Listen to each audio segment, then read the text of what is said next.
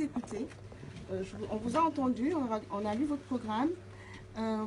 Vous parlez tout à l'heure d'une aide publique au développement que vous allez mettre à 0,7%.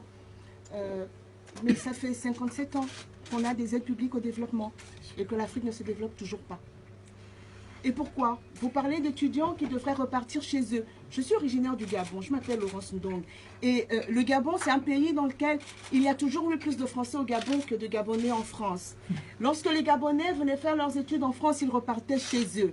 Aujourd'hui, les Gabonais ne repartent plus. Ils ne veulent plus repartir, madame. Personne n'immigre volontairement. Chez nous, nous avons les cocotiers et le soleil, les mêmes pour lesquels beaucoup ici dépensent des sommes folles pour aller au soleil. On voudrait bien rester chez nous. Mais vous savez, et tous les politiques le savent, que le problème de l'Afrique, c'est la malgouvernance. Il n'y a pas de développement sans démocratie. Il y a ces dictatures qui perdurent, qui ont formé ces oligarchies qui pillent nos États, qui font que dans des pays comme le Gabon, où nous avons une population d'1,5 million d'habitants, le chômage des jeunes est de 35%. Pourquoi? Parce qu'on a une seule famille, les Bongo, qui pillent. Semblerait-il que le père Bongo était ami à votre père. Mais on voit aujourd'hui, par exemple, vous voulez écrire de nouvelles relations avec l'Afrique, mais votre premier voyage, vous l'avez quand même fait au Tchad.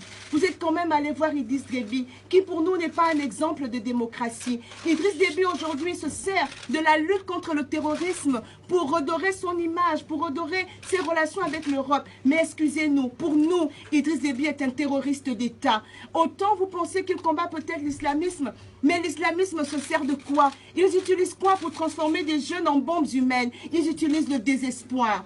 Parce que ces jeunes ils ne peuvent pas rêver d'un avenir meilleur. Et qui les empêche de rêver? Idriss Déby au Tchad, Ali Bongo au Gabon, Sassou Nguesso au Congo, Paul Biya au Cameroun. Ils empêchent les jeunes de rêver à un avenir meilleur parce qu'ils confisquent les richesses de tout un peuple pour eux, leur propre bien-être. Et depuis toujours, ils ont été les amis de tous ceux qui sont passés par là. J'espère que vous avez dit ce qu'il fallait dire à M. Déby. Parce qu'après votre retour, moi j'ai 2 amis. Je suis de la campagne internationale Tournons la page. Nous militons pour l'alternance démocratique en Afrique. Nadjo Kaina et Bertrand Solo ont été arrêtés injustement au Tchad parce qu'ils préparaient simplement une manifestation pour demander l'alternance démocratique au Tchad.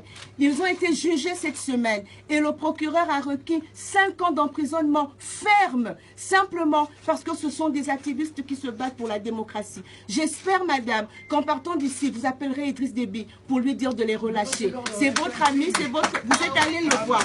J'espère que vous le ferez, vous le pourrez.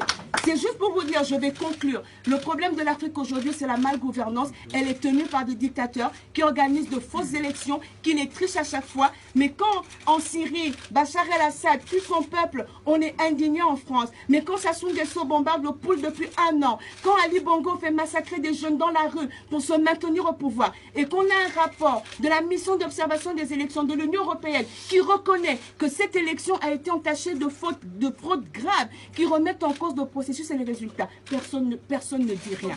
Qu'est-ce que vous allez faire quand vous serez à l'Élysée? Vous allez aussi les accueillir, leur tendre la main? Madame, on peut dire des choses, mais on ne peut pas dire tout.